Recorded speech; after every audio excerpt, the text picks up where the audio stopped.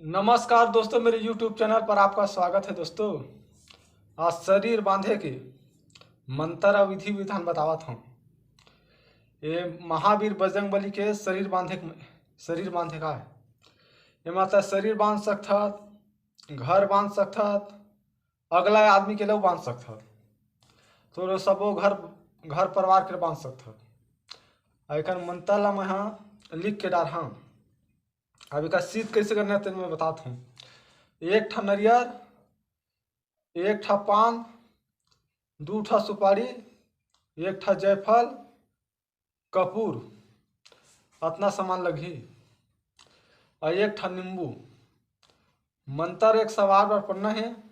पढ़े के बाद वो नींबू में बंधन लगा ले, मतलब सिंदूर लगा के 2 ढक्कन दारू में डाल काट ले। बोला काटे के बाद 2 ढक्कन डाल के वो नींबू पर कपूर रख ली। कपूर में मंत्र पढ़त आग जला, मंत्र तो सिद्ध हो जाही।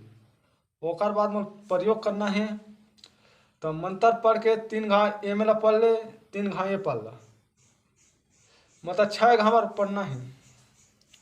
और घर के ला बांधना है तो चावल धर ली, चावल में मंत्र पढ़ के चावल फेंक के मार घर के ला, घर के जितना झला पड़ी सब बंधावत जाही। और दोस्तों, अब 1000 सब्सक्राइबर हो ही तब वीडियो बना हाँ। अब पूरा ही बंद रही।